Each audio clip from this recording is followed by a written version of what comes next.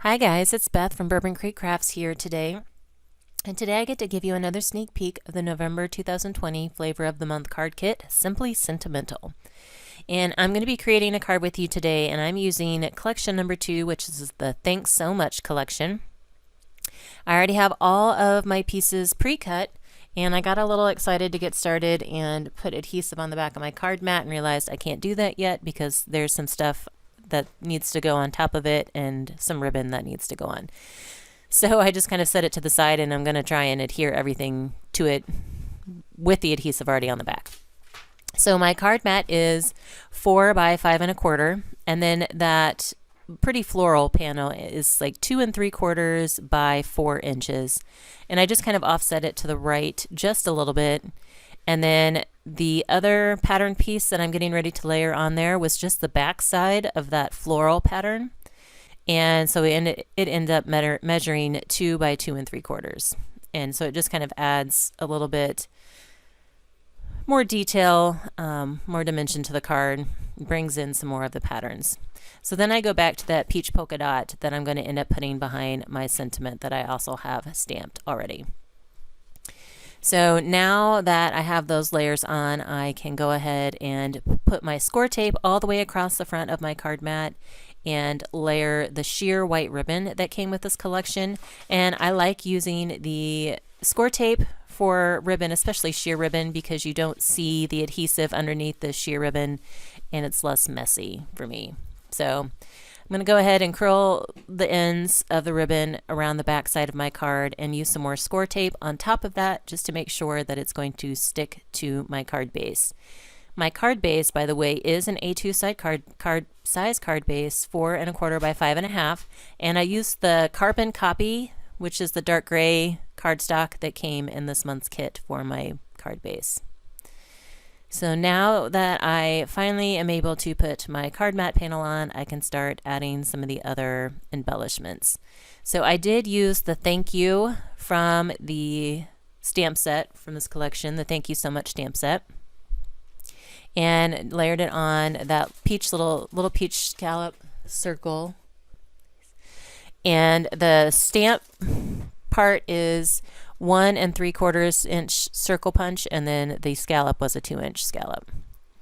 And I decided I wanted to bring in some more of the floral elements, and so I decided to fussy cut out one of the pink flowers from one of the other patterns, and I'm not sure if it's a rose or a peony, but it was a really pretty pale pink with some orange or peach in it as well.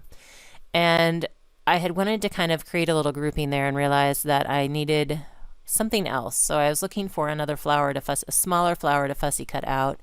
Couldn't find one on that patterned paper, so I went to one of the other patterns that I cut the fishtail banner out of and just cut out that little white flower. And in the banana slit level for this month's kit, there was a double fishtail banner die, which is, you can kind of see off to the right there on my screen. And I used that to cut that fishtail piece that's going under my sentiment but on top of the ribbon. And I just kind of offset it so that the die hung off the end of the paper because I only needed one end of the fishtail. So now I'm going to add a little bit of white cardstock underneath my fishtail piece. If you followed me at all, you know I have this thing about dimension on my card fronts. I like a little bit of dimension in layers, but I don't love a whole lot of dimension. I usually try to avoid using foam tape just because it makes it harder and more expensive to send.